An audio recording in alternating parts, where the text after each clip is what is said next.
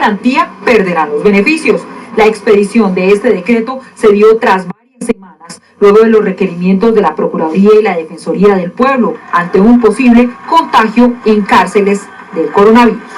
Para algunos juristas, este decreto no cumplirá el objetivo propuesto. No podemos hacer las cosas para proteger la vida y la integridad personal con resquemores, con miedos, con cálculos políticos. Aquí se trata de la defensa de la vida y la integridad de las personas privadas de la libertad. Para los guardianes, este decreto es insuficiente frente al 48% de hacinamiento. Fue un decreto tímido, un decreto que se preocupó por el que dirán, un decreto que fue temeroso. Pero para otros, el decreto es de vital importancia, pues tiene en cuenta a las personas que en las cárceles padecen graves enfermedades. Es muy importante solicitar al gobierno nacional que se aplique con celeridad este decreto y se materialicen estas prisiones domiciliarias lo antes posible. Dijo la ministra que pese a la pandemia no hay ninguna de las 132 cárceles del país que tenga personas contagiadas, salvo la de Villavicencio, en la que se está investigando si se violó el protocolo de aislamiento. La ministra ha señalado que este será un primer decreto, pues habrá uno segundo, según cómo funcione este primer decreto. Hay que señalar que la inconformidad de varios bufetes de abogados se ha hecho visible e incluso han recurrido a la Comisión Interamericana de Derechos Humanos para señalar que por el tema sanitario, más personas, debe haber una ampliación de los beneficios para que más personas salgan en detención domiciliaria y se evite alguna extensión del virus dentro de las cárceles. Rocío Franco, Noticias Caracol.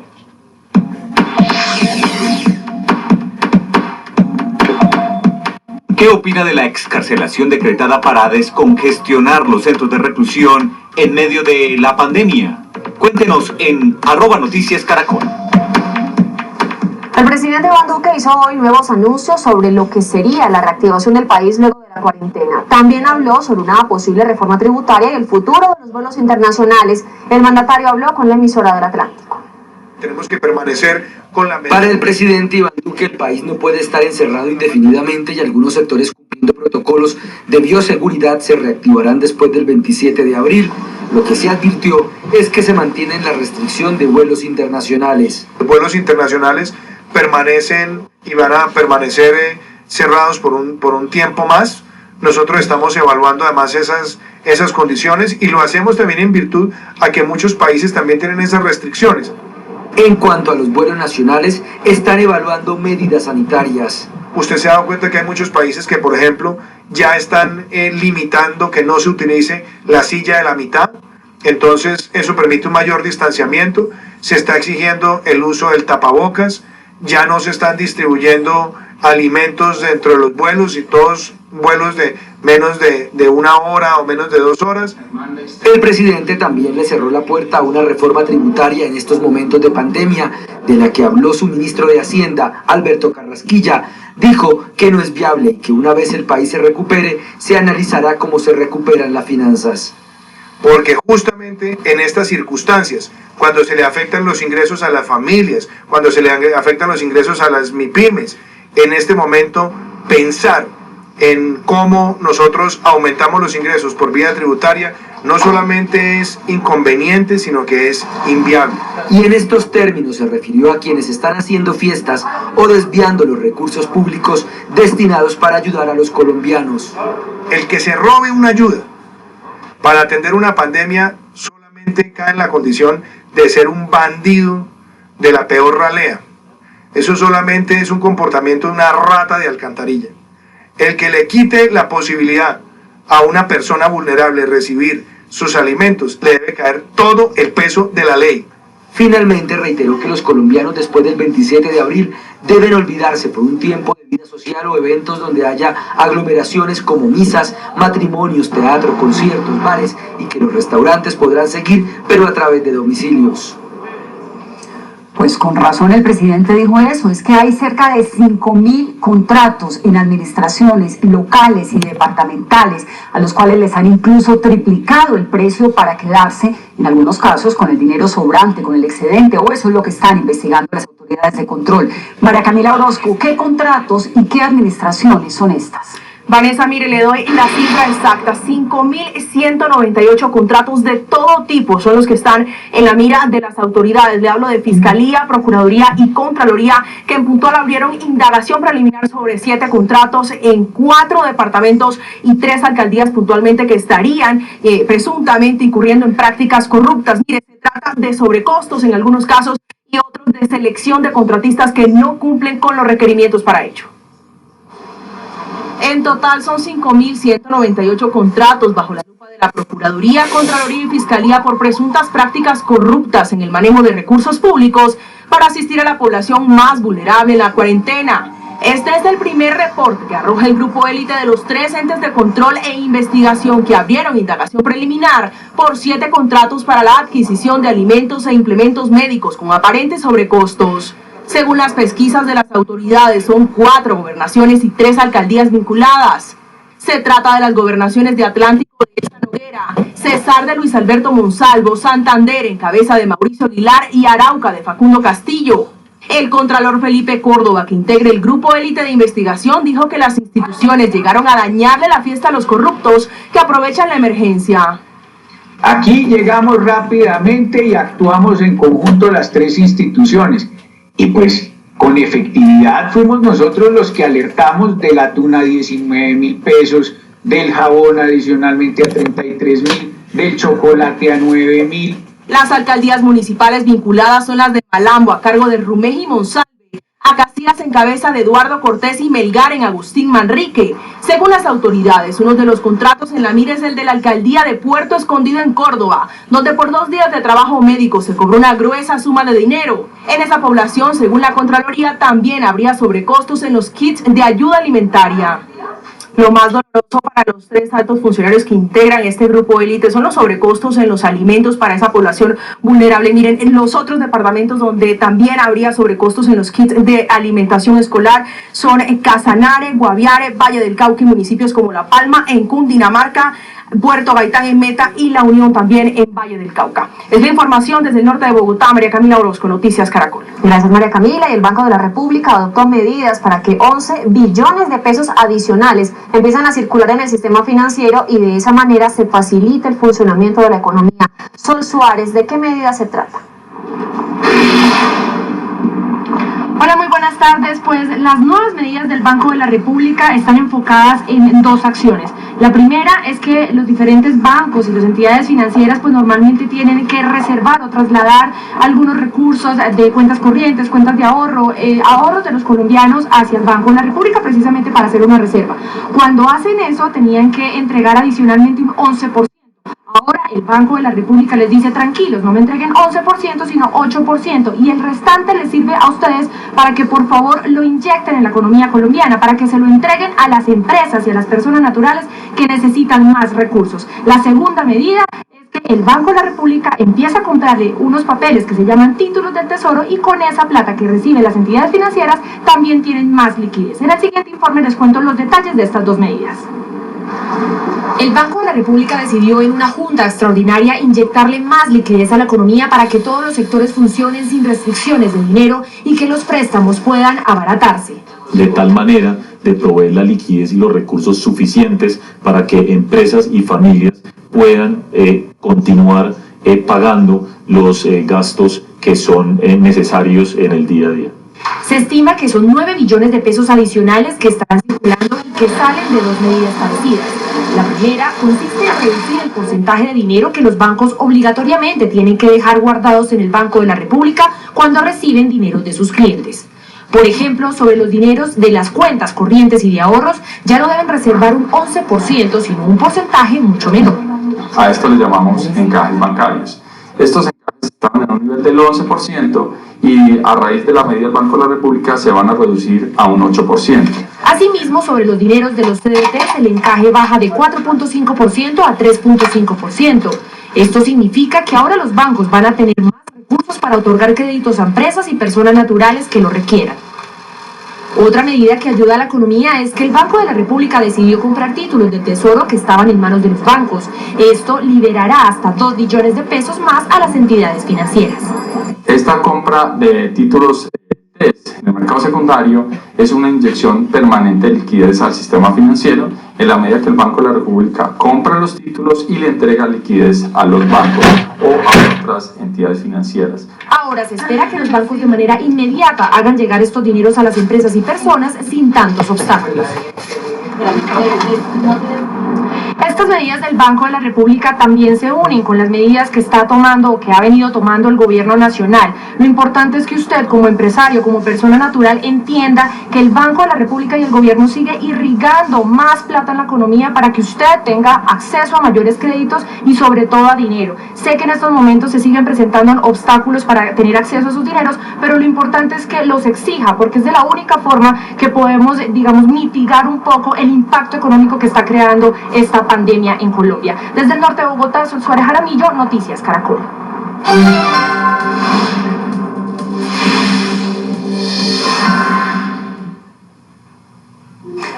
Unas 6 minutos de la tarde. La semana entrante comienza la producción masiva en serie de los ventiladores que lograron diseñar algunos investigadores de universidades antioqueñas y también un grupo de tapabocas que ya tiene la aprobación del INVIMA. Esto sin duda son buenas noticias en medio de esta situación. Andrés Noreña, ¿qué detalles conocemos de esta innovación tecnológica liderada por los paisas además?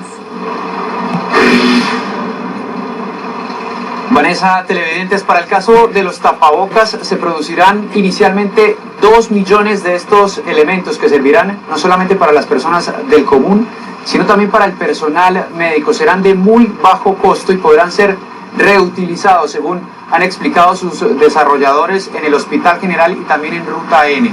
En el caso de los ventiladores mecánicos está muy adelantado el proceso. Hoy el INVIMA está revisando todas las pruebas realizadas durante las últimas 2 semanas y se van a producir inicialmente desde el próximo lunes 1.500 de estos elementos para las UCI del país.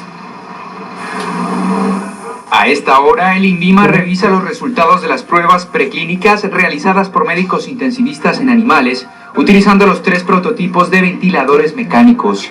ACEP y Auteco Mobility producirán desde el próximo lunes 1.500 respiradores necesarios en todas las UCI del país. Empresas que producían neveras y lavadoras como ACEP van a producir ventiladores.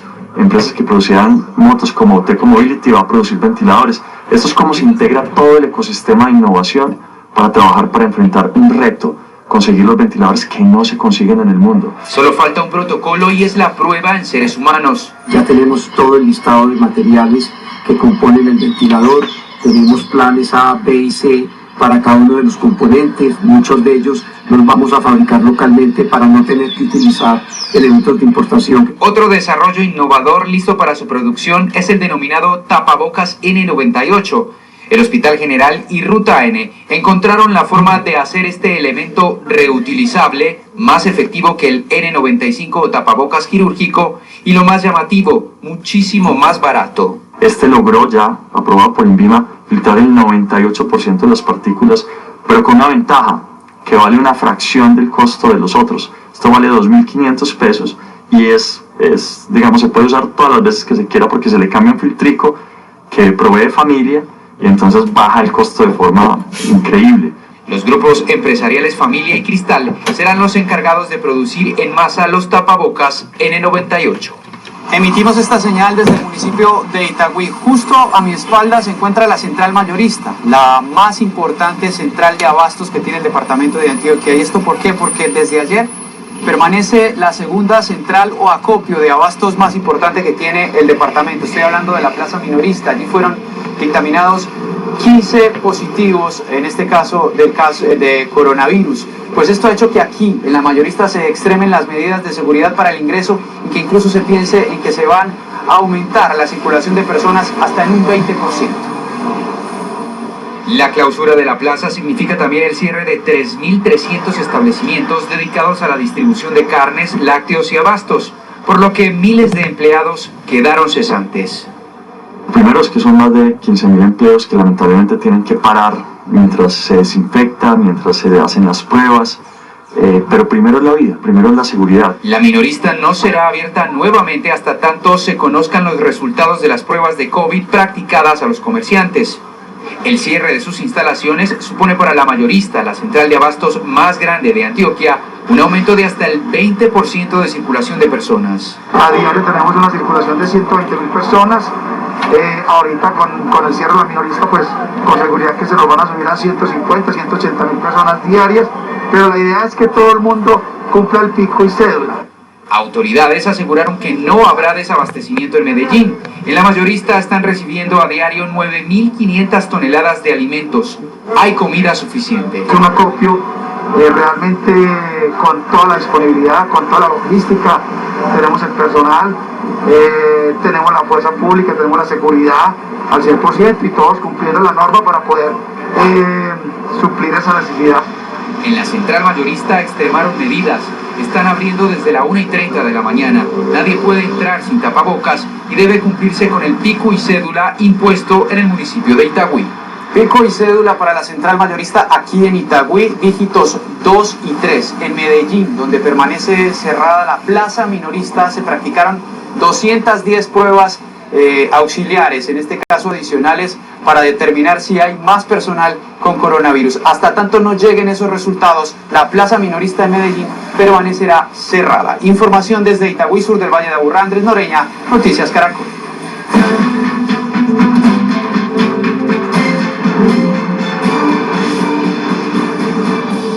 Buenas tardes. El mundo superó hoy otra cifra simbólica en el registro imparable de esta pandemia. Ya hay más de 2 millones de contagiados con COVID-19 y nos acercamos a los 130.000 muertos. Los países más afectados son Estados Unidos con 610.000 contagiados y 26.000 muertos. Muy por debajo de eso, pero igualmente grave, está España con 177.000 enfermos y 18.000 víctimas mortales. Italia con 162.000 contagios tiene más muertos que España, 21.000. Alemania tiene 132.000 personas con COVID-19 y casi 3.600 víctimas mortales. Francia, 131.000 contagiados y 15.000 víctimas. Y Reino Unido, que va en ascenso, tiene 99.000 casos y 12.800 fallecidos. Para destacar, pese al elevado número de contagios, la mortalidad en Alemania es muy baja y el caso contrario es Reino Unido, con una mortalidad muy alta para el número de casos de contagio. Estados Unidos es de lejos el país más azotado. Tiene la mayor cantidad de muertes y acaba de marcar un impactante récord de personas fallecidas en un solo día, pero además casi cuadruplica en contagios a España, la segunda nación con más enfermos. El panorama es dramático. En directo vamos a Washington con Juan Camilo Merlano. ¿Cuándo se cree que van a llegar al pico de decesos? Margarita, en teoría esta semana, incluso ese pico de muertes diarias por cuenta del COVID-19 podría ser del orden entre 2.200 y 2.300 muertes. La tendencia, lo que ha arrojado hasta ahora, es que cuando el estado de Nueva York logra romper su techo de tasa de mortalidad diaria, lo propio pasa con las cifras en el país.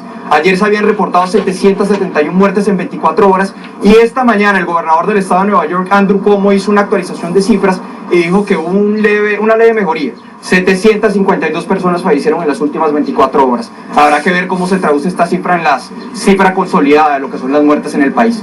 No obstante, el panorama sigue siendo dramático. Uno tras otro, son trasladados los cuerpos de las víctimas del COVID-19 en Estados Unidos, de los hospitales a morgues improvisadas o contenedores refrigerados. En algunos casos, el destino final del cuerpo son fosas, como esta de Hart Island en el estado de Nueva York. Imágenes de desolación que se repiten ahora más que nunca, con el récord de más de 2.200 muertes que tuvo el país en un solo día por culpa del virus, que ya cobra más de 26.000 víctimas fatales en Estados Unidos. La incertidumbre para los doctores es qué esperar para el mañana. Es difícil pensar que algunos de tus pacientes que diagnosticaste hoy puede que no estén aquí mañana cuando regresemos a nuestro turno. Las muertes que se concentran en Nueva York con 778 en las últimas horas se extienden a otros estados, como en Virginia. En el centro de atención Canterbury fallecieron 45 personas. Otros estados, como Nueva Jersey y Michigan, completan alrededor de 3.000 y 2.000 muertes. Según las autoridades, pese a las muertes, la tasa de hospitalización se ha controlado. De ahí que la próxima semana el panorama podría empezar a mejorar. En medio de la guerra, los médicos que se encuentran en el primer frente de batalla también han conseguido ganarle a la muerte más de una vez, ya sea en Nueva York, Ha sido un largo viaje, especialmente no para mí, sino para mi familia. O en California. Detrás de ese tapabocas está la sonrisa más grande que jamás haya tenido. Cada vida salvada es una luz de esperanza en medio de la mortandad. Pero mientras que las cifras de contagios y de muertes se expanden, también las críticas contra el presidente Donald Trump, al que señalan de haber levantado un frente no contra el virus, sino contra los medios de comunicación, contra los gobernadores y en esta ocasión contra la Organización Mundial de la Salud. Hoy estoy instruyendo a mi administración para retener los fondos de la OMS, mientras se realiza una revisión para evaluar el papel de la Organización Mundial de la Salud en la mala gestión y el encubrimiento de la propagación del coronavirus. Los 500 millones de dólares que Donald Trump dejará de girar a la Organización Mundial de la Salud, cerca del 22% del total de recursos que percibe, es una decisión contraproducente y peligrosa.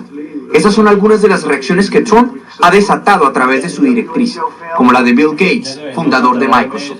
Retener los fondos para la Organización Mundial de la Salud durante una crisis mundial de salud es tan peligroso como suena. Su trabajo está ralentizando la propagación del COVID-19 y si ese trabajo se detiene, ninguna otra organización puede reemplazarlos. El mundo necesita a la OMS ahora más que nunca. Trump se escuda en que la organización es un gigante burocrático que no prendió las alarmas a tiempo una vez recibió los reportes de China y que además la financiación de Estados Unidos es excesiva, una postura que para expertos es una cortina de humo. El presidente Trump está haciendo esto por razones políticas para cambiar las direcciones de su propia respuesta a la información que comenzó en enero y fue un sello distintivo de su falta de respuesta.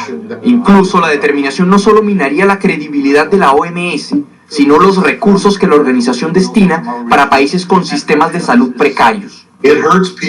Afecta al gente que el gobierno estadounidense quiere respaldar. Dícese países que no tienen el tipo de sistemas de salud pública o capacidad clínica que tiene Estados Unidos. Sobre los alegatos de Trump de la falta de transparencia por parte de la OMS, Goldsmith asegura que el órgano partió del principio de buena fe, al creer en la veracidad de los primeros reportes entregados por China. Contener los golpes del virus hacia la economía es una cuestión fundamental para la Casa Blanca. En las últimas horas se reportó que la producción industrial para el mes de marzo cayó en un 5.4%. Las ventas minoristas cayeron en un 8.7%, la caída más importante desde el año 1992. El presidente Donald Trump ha manifestado que antes del 1 de mayo incluso algunos estados podrían reactivarse desde el punto de vista económico. Margarita. Juan Camilo, gracias. Y es que la decisión de Donald Trump de suspender sus aportes a la OMS también causó rechazo a nivel internacional. China y las naciones europeas más afectadas consideraron que no es el momento para peleas que debilitan la lucha por alcanzar un objetivo de todos, frenar la pandemia. El director mundial de la salud respondió y lamentó profundamente la decisión del presidente Trump. Con el apoyo del pueblo y el gobierno de los Estados Unidos, la OMS trabaja para mejorar la salud de muchos de los más pobres y más vulnerables del mundo. La OMS no solo lucha contra COVID-19, también estamos trabajando para tratar la poliomielitis, el sarampión, la malaria, el ébola, el VIH, entre otras y muchas enfermedades e infecciones. El director del organismo aseguró que su enfoque en este momento es detener el virus y salvar vidas, y que no hay tiempo que perder en polémicas. Este es un momento para que todos estemos unidos en nuestra lucha común contra una amenaza común, un enemigo peligroso. Cuando estamos divididos, el virus explota las grietas entre nosotros. Ante la decisión de Trump, rápidamente llegaron las críticas de países como China, que instó a Estados Unidos a que cumpla con sus responsabilidades y obligaciones y apoye la acción internacional dirigida por la OMS contra la pandemia. La actual situación de pandemia mundial es grave. Esto es un momento crítico. La decisión de Estados Unidos debilitará la capacidad de la OMS para manejar la pandemia y socavará la cooperación internacional contra el COVID-19. Todas las naciones, incluido Estados Unidos, sufrirán el impacto de la decisión. Francia, en un tono más conciliador, lamentó la medida. Esperamos fervientemente que haya un rápido retorno a una situación normal y que la OMS, que se ha enfrentado a una pandemia sin precedentes, al igual que el resto del mundo, pueda hacer su trabajo en paz. Por su parte, Alemania, a través del Ministerio de Relaciones Exteriores, rechazó la medida estadounidense y consideró que culpar a otros no ayuda, y menos en tiempos de pandemia. Y en cuanto a Colombia, hay buenas noticias. Esta mañana llegó a Bogotá un vuelo humanitario con 114 compatriotas que estaban atrapados en Florida, Estados Unidos, por el cierre de fronteras aéreas. deben ir directo a cuarentena, pero ya están en su patria. Daniela Morales, ¿cómo fue el regreso y qué dicen ahora que los estadounidenses que ahora también podrán volver a su país? Margarita, buenas tardes. Pues mira, a esta hora continúan llegando los 114 colombianos que venían en este vuelo humanitario de la aerolínea Spirit. Pues estas personas deberán entrar evidentemente, como son los protocolos, a cuarentena, pero además de esto pues ellos han expresado su felicidad que vuelven a casa a ver a sus familiares y que están en este momento recibiendo todo el apoyo y la ayuda de la Policía Nacional. Pues bien, nos encontramos con otra historia y es que en este mismo vuelo sale un grupo de estadounidenses, 152 personas que también vuelven a su país. Esta es la historia. El vuelo 6519 de la aerolínea Spirit trajo a estos nacionales que se encontraban atrapados en el país norteamericano, pero este panorama de esperanza no es solo para estos colombianos que llegan de nuevo a su tierra. También nos encontramos a este grupo de 152 personas, residentes y nacionales de Estados Unidos, que hoy, después de casi 2 meses, dejan Colombia y vuelven con esperanza a su país. Estresada, pero feliz porque vamos a casa. Pues bien, pero pues es duro para las personas que han perdido sus vidas, es difícil. Bueno, me siento ansioso un poquito también porque yo estoy todo el tiempo entre Colombia y allá, entonces no sé en qué momento voy a poder regresar y tampoco sabemos que yo no sé cómo está, llevo más de 2 meses acá, entonces no sé qué esperar. El vuelo de este y otro avión fueron aprobados por el gobierno colombiano para realizar estas misiones humanitarias de traer a Colombia a viajeros que estaban en otros países. De paso se llevaron a varios de los extranjeros norteamericanos varados en El Dorado. Pues miren, este avión que llegó con los 114 colombianos tuvo que ser esterilizado durante 40 minutos para que el grupo de 152 estadounidenses pudiera irse de nuevo a su país. Es la información que originamos en este momento desde el aeropuerto de Bogotá. Daniela Morales, Noticias Caracol. Noticia en desarrollo en Noticias Caracol. 1:23, la Secretaría de Salud de Bogotá explicó hoy los pormenores del contrato para la adecuación de parte de Corferias como un hospital para pacientes de COVID-19. Juliana Gallego, ¿cómo avanza la adecuación del recinto de ferias y eventos? Catalina, televidentes, es importante resaltar que lo que se entregó esta mañana es desde Corferias a la Secretaría de Salud, es decir, el espacio como tal.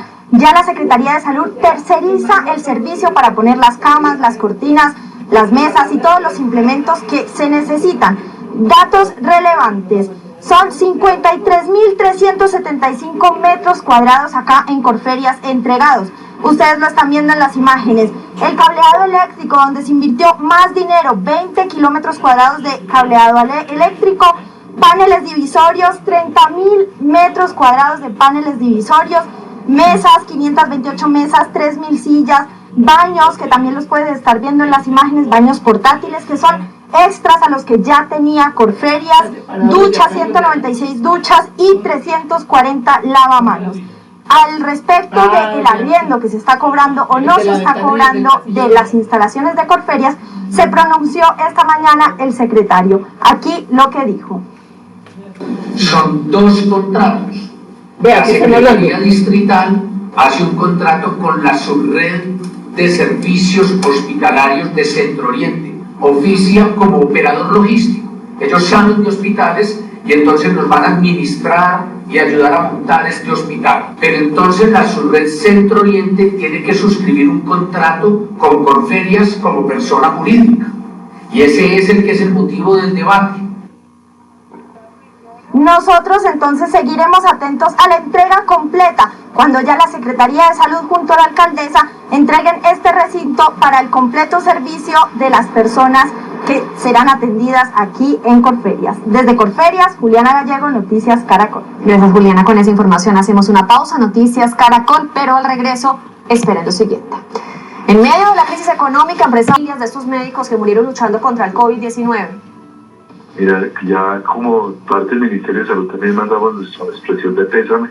Lamentamos mucho la pérdida que tienen estas familias como lamentamos la muerte de tantos colombianos que están afectados por la epidemia. Es realmente duro, muy duro tener esto, pero evidentemente todos estamos enfrentando una pandemia, un problema global y un problema crítico que nos está afectando la posibilidad de vivir de manera adecuada.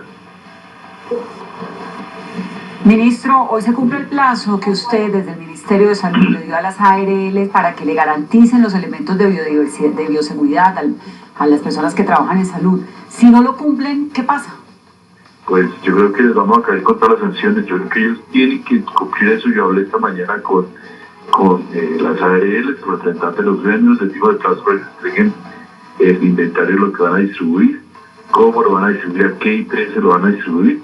Y yo espero que en el término del día tengan que entregarlos. Es una obligación, ellos asumieron este compromiso y nosotros como Gobierno Nacional estaremos dispuestos a utilizar todas las herramientas que tenemos para hacer que se cumpla esa obligación.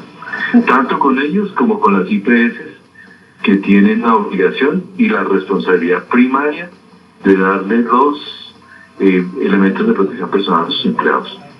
Ministro, ahora hablemos del tema de las pruebas rápidas. ¿Por qué se habla que esas pruebas se van a aplicar después de la cuarentena? No, las pruebas rápidas se pueden utilizar desde ahora. Su uso principal sería, es que las pruebas rápidas se usan sobre todo para medir prevalencia, o sea, cantidad de personas que estén contagiadas en un entorno particular y que ya desarrollaron alguna forma de inmunidad. Ese es el uso principal, aunque algunos eventualmente poseen también diagnóstico, pero su uso principal es ese. Entonces, ¿para qué nos sirve esto? Para conocer, establecer en determinados entornos, por ejemplo, cárceles, en algunos entornos de empresa, con los mismos profesionales de la salud y trabajadores de la salud, reconocer cuál es la proporción de población que, recordemos que el COVID es asintomático en un 80%, pudieron haber tenido contagio y ya están, digamos, liberados de la posibilidad de contagiar a otras personas. Ministro, con el número de pruebas que Colombia está haciendo hoy en día, que son más o menos 2.000, y si no es correcto, pues corrijamos esto, pero son más o menos 2.000, según mis cálculos, de aquí a que se acabe abril y que se acabe la cuarentena, va a haber más o menos 50.000 pruebas que se han hecho en Colombia, en una población de casi 50 millones de personas. ¿Esa información es suficiente para decidir si se levanta o no la cuarentena? Esa información, la cuarentena no depende solamente de la aplicación de pruebas o no aplicación de pruebas. El levantamiento de la cuarentena depende fundamentalmente de la tasa de contagio que estemos evidenciando a partir de lo que se llama la tasa de transmisión, o sea, el RO.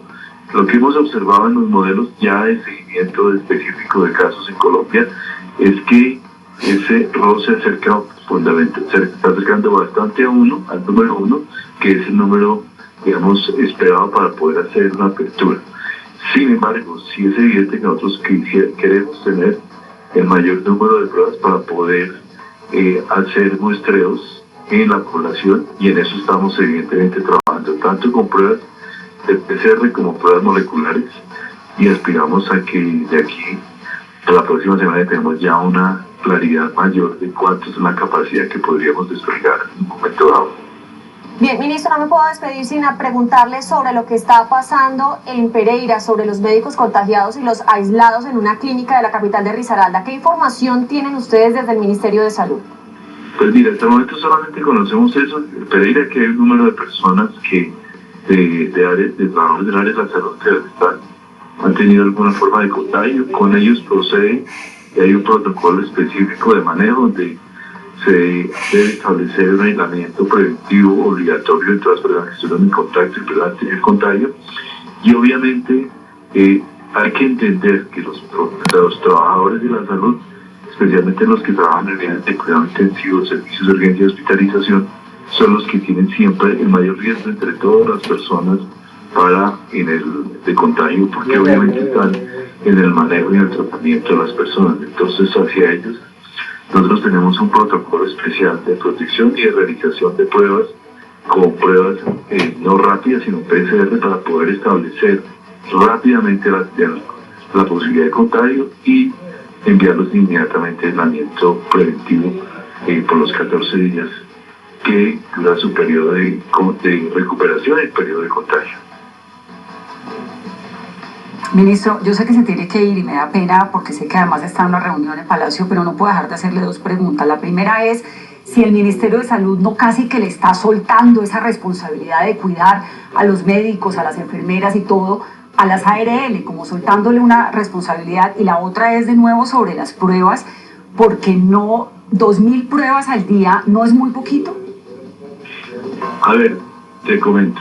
Nosotros, en lo primero, no es que el Ministerio de Salud le esté soltando de ninguna manera responsabilidad a ninguna entidad, es que estamos haciendo y requiriendo que quien tiene la obligación esencial de prestar, de realizar las pruebas, de realizar la dotación, de dar la dotación a los trabajadores, que no solo en el sector salud, sino en todo el ramo comercial, industrial y laboral del Estado, es el que tiene que responder primariamente.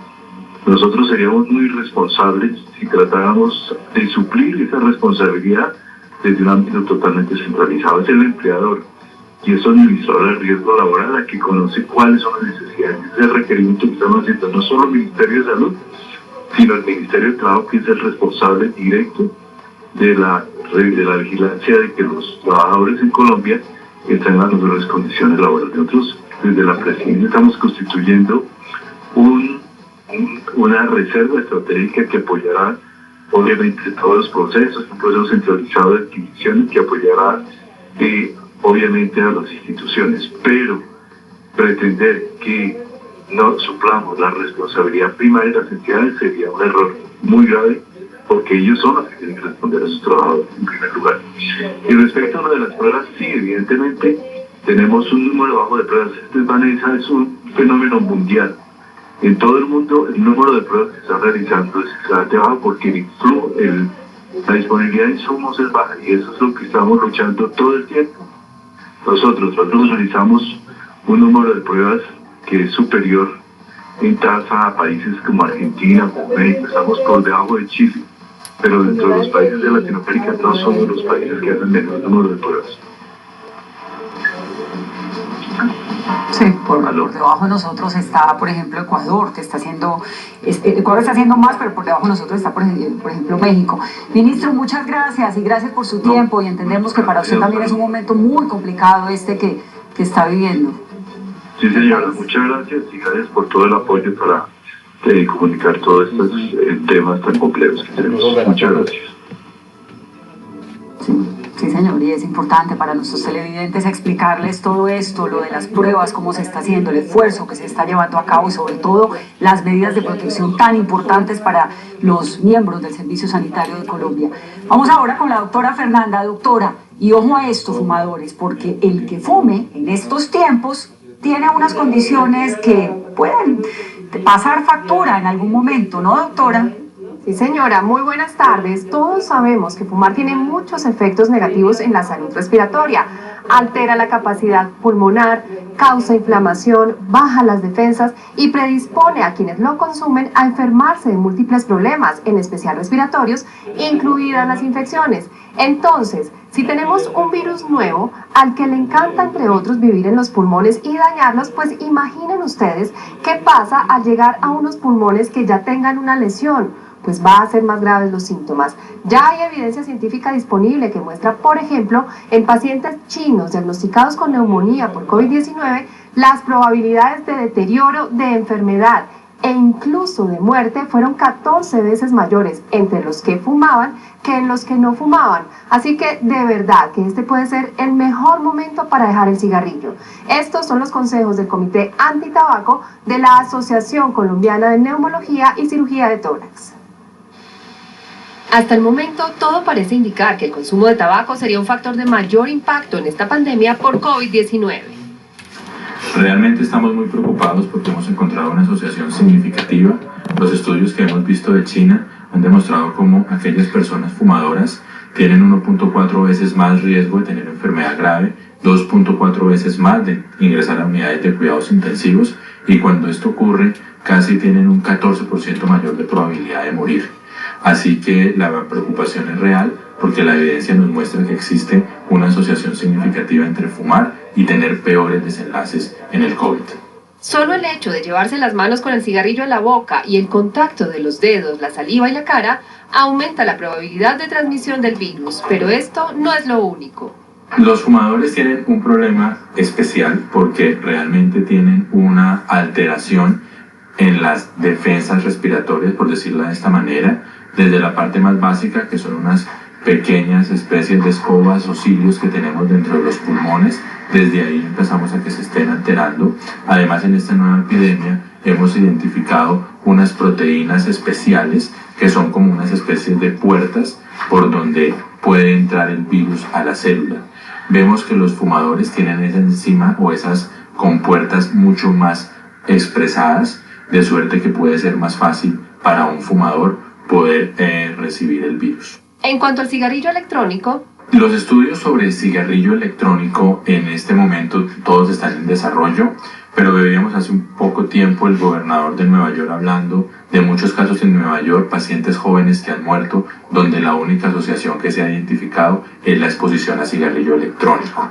De suerte que este vapor de todas formas trae algunos elementos que pueden alterar la mucosa respiratoria y poner a los pacientes en condición de riesgo.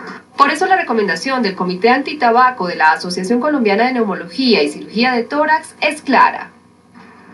Las recomendaciones y el llamado que hacemos es a pensar que sí se puede dejar de fumar. Desde el Ministerio de Salud, las Secretarías de Salud y además las asociaciones médicas, incluyendo la Asociación Colombiana de Neumología y la de Medicina Interna, hemos venido trabajando ampliamente en crear los programas de cesación tabáquica. En este momento que estamos todos en cuarentena, pues el mensaje es trabajar desde casa. No queremos generar conflictos internos en los hogares. Simplemente esto es trabajo en equipo donde todos nos podamos apoyar. Que el fumador comprenda que puede empezar a hacer el esfuerzo y que tiene las líneas telefónicas para apoyo y trabajar en vencer el cigarrillo. Y quienes ya tienen condiciones pulmonares crónicas como EPOC deben ser estrictos no solo con las medidas de distanciamiento físico, adecuado uso del tapabocas convencional o el lavado de manos, entre otras, sino con el uso de sus medicamentos. De los medicamentos, de los inhaladores, del oxígeno y por supuesto estar atentos a señales de alarma, fiebre, decaimiento marcado, mayor ahogo, dificultad para respirar del que usualmente tienen. En esos casos hay que consultar. Y vuelvo y les digo, en este momento en que estamos repensando tantas cosas, ¿por qué no romper con esta adicción al tabaco? ¡Feliz tarde! Noticia en desarrollo en Noticias Caracol. Un centro cibernético para secuestrar páginas web empresariales y robar el